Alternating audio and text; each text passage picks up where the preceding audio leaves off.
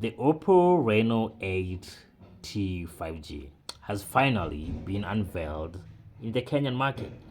This phone will hit the stores on the 1st of March 2023 and it will be retailing for only 49,999 shillings. Now, I've been using this phone for about 2 to 3 weeks now and I'm excited about telling you about the features that I love most from my experience with this phone over the next few minutes. So let's see, what does it have? The most interesting feature for me in this phone is the stylish design.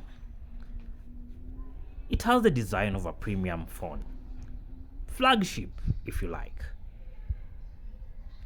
Let's look at the curved edges, the 3D curved screen that occupies 93% of the device. That is to say, it has a 93% screen to body ratio. And you'll note at the bottom here, and what I love that they've done away with the 35mm earphone jack port. You'll also see that the SIM slot has come to the rear left or the bottom left as opposed to the side where we've known the OPPO Reno series devices to have their SIM tray. There's a Type-C charging port down there. There is also the speaker on the bottom right of the phone. There's a secondary speaker at the top of the phone. So that means when you're playing or listening to audio, playing movies or listening to audio or streaming content, you have like sort of like a stereo sound system coming from this device. You'll also note rightly that the selfie camera has come right to the center of the screen. Right here at the back of the device, we have the signature OPPO glow. This is the sunrise gold version of the OPPO Reno8T 5G. And you can see how it changes color when the light rays hits on it. Of course, it gives you that premium feel when you're looking at it. But my other favorite feature of this device has to be the camera. As you can see, the 108 megapixel portrait camera, which is the main camera at the back here. And of course, we have the secondary, still on the camera rack, we have two cameras. There is the 2 megapixel 40 times zoom macro lens and of course the 2 megapixel depth camera. When you come to the camera itself, it has the night mode, it has a video, it has the automatic photo mode, the portrait mode, and you can see how clear that is if it's while it's on portrait mode. And of course, you get like the more professional features, extra HD, slow motion, time lapse, the micro camera, and so on and so forth. On video, this phone is capable in recording in both 1080p and 4K.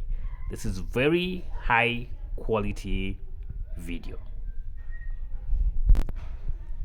I love listening to podcasts a lot, and you'll always find me on Spotify, scrolling, making, creating, or even listening to content.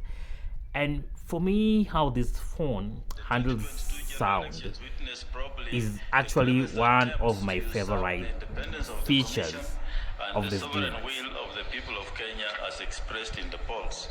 The events of August 15th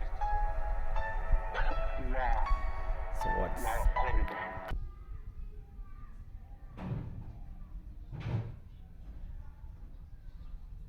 Hello, my name is Daniel Omide, and this is the Africa Blogging Podcast. Being the good sound junkie that I am, I find the sound controls in this device an interesting feature. So let me just show you what I do here on the sound settings. Let me go to real sound technology. This particular device gives you a lot of options in terms of choosing what kind of sound mode rather you want to operate this device from. So it depends on what activity you're doing. Are you watching a movie? Are you playing a game? Are you listening to music or podcast? You can choose a corresponding sound mode to give you quite an immersive experience with you viewing or listening. For example, right now, my sound mode is set on smart, which means this particular device is able to pick for itself or by itself what kind of activity is it that I'm doing using sound, and then it customizes the mode based on that. But you can also do this manually by just coming here and selecting a mode for yourself. Maybe I'm watching a movie, but I want a sort of music sound mode. I can still manually select that and still have the same. Maybe I want to play a game with sort of a movie feel to it, and I do that, and that just comes the same. Or maybe the smart choice is not giving you quite the exact thing you're looking for, so you can come here and adjust that. But if you're not a techie and you've probably seen us say this phone has or this device has a 120 hertz refresh rate, what does that really mean? Well, the refresh rate is basically the ability to swipe or how fast the screen moves from one sort of image to another. How quickly does it refresh from one image to another? And you can see, like, I have very easy and very fluid like scroll when I'm using this device from, if I want to scroll in between apps, or if I want to say go to an app like Facebook and I just want to scroll my timeline, it gives me like quite a very fast refresh. You wouldn't be able to do this fast with devices that come with a lower refresh rate. The same also is also applicable when you're watching or streaming content using the device. It gives you such a smooth feel without drag when you're on a higher refresh rate. My previous device, or the current device that I'm using other than this one, is a 90 hertz refresh rate, which is really pretty good. But when you move from using, and the real effect of this is when you move from using a device with a higher refresh rate to say a device with like 60 hertz refresh rate, which is what most current devices have, you really feel like the impact of that transgression of not really transgression, but that transition from a high refresh rate device to a lower refresh rate device. But not to mention that it's also very comfortable to your eye. So as I wrap up, let me show you some of the shots, because now that the photography is one of the most interesting features that I've enjoyed in this phone, let me show you like some of the shots that I've been able to take using this device. So this was a night photo. I am really a fan of landscape photography, so you can see what I've been able to do that during my walks in the evening. Very high definition photos, even in very low light. You can see these shots were done at night. So these were done with the night shooting mode feature, but this other photo was not done with the night shooting mode feature. This was just done on the regular auto shooting feature. So another thing about this particular 108 megapixel portrait camera that you need to take note of is that the technology has been improved, that it allows it to take up to 96% more light than the other versions or the other cameras on OPPO devices.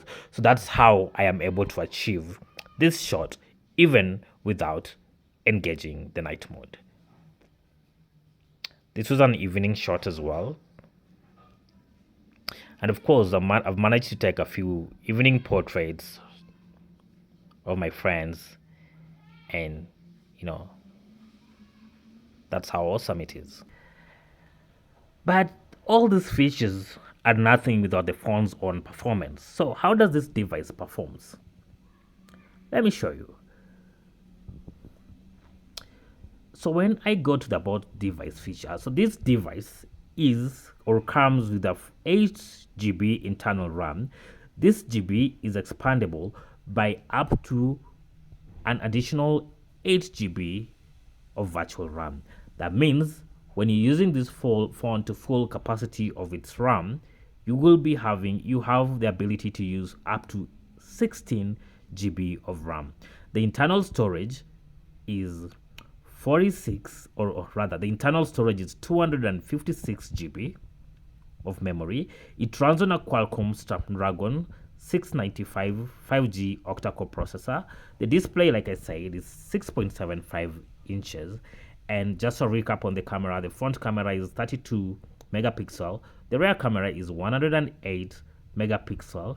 And then we have 200 megapixel, 40 times or 40x zoom macro lens, and a 200 megapixel depth camera. It runs on ColorOS 13, which is best of Android 13, which is the latest version of Android. Well, when you have all these amazing features, you need a powerful battery backing this monster app. This device comes packed with a 4800 mAh battery. So from a single charge of this device, in my experience, I've been able to use the device normal everyday usage for the whole day, and by the time I go to sleep, I usually still have slightly above 50% of my charge on. Then of course, when I plug it in, the phone comes with smart AI enabled charging technology, which allows this phone to just understand and learn my night usage habits and adapt in such a way that the phone will charge throughout the night until it's full without overcharging that 4800 mAh battery that it's packed with. But even more interesting is the charger itself. The device comes with a 67-watt SuperVOOC charger. This is a really fast charger, and let me just tell you what it can do. This charger charges the 4800 mAh battery on the OPPO Reno8 5G from 0 to 100% in only 44 minutes.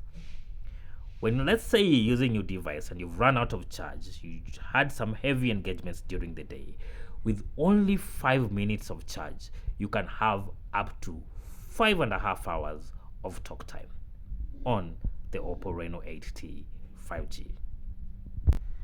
And now, as we close, I told you that this device was launched or unveiled in the Kenyan market just this week on Thursday.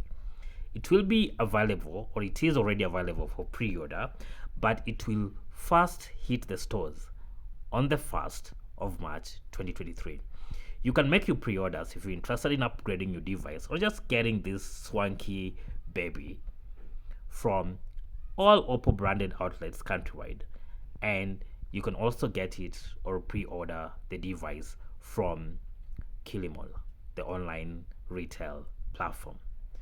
Additionally, because as I mentioned earlier, this phone does not come with an earphone jack port, you will need to also pre-order the OPPO Enco Buds 2. OPPO Enco Buds 2 that come. Those are the OPPO earbuds that will also retail for 2,999 shillings from the same platforms, and give yourself an immersive audio experience with this brand new OPPO Reno8 5G. Well, that brings us to the end of this particular review. Go grab yourself the OPPO Reno8 5G and enjoy your usage. I'll enjoy using mine until it's another time to review a new OPPO device. My name is Daniel Omide.